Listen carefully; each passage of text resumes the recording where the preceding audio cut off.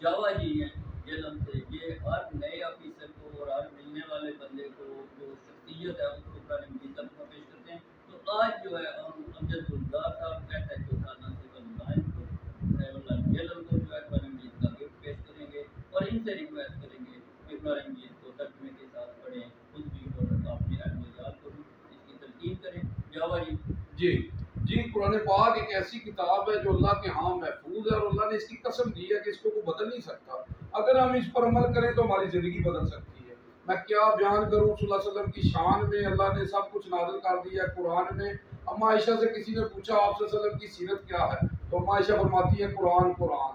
آپ صلی اللہ علیہ وسلم فرماتے ہیں قرآن پڑھا کرو، قرآن پڑھا کرو، یہ قیامت کے دن تمہاری سفارش کرے گا۔ اللہم صلی علی محمد وآل محمد۔ بسم اللہ جی۔ اور سر کیا حال ہے، ٹھیک ہو؟ اللہ کا زمین کا سب سے خوبصورت گفٹ ہے جو مجھے اس نے دیا ہے۔ یہی کتاب ہے جو ہمارے لیے رہنمائی کا ذریعہ ہے۔ اس سے پڑھ کر دنیا اور کوئی اچھا گفٹ ہو بھی نہیں سکتا۔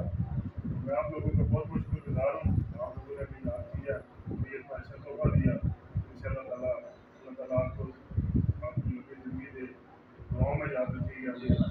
انشاءاللہ جی، اللہ آپ کو جناب ہم ویلکم کرتے ہیں جیل میں۔ انشاءاللہ آپ عوام کی خدمت کریں گے، ہم اس پہ امید کرتے ہیں۔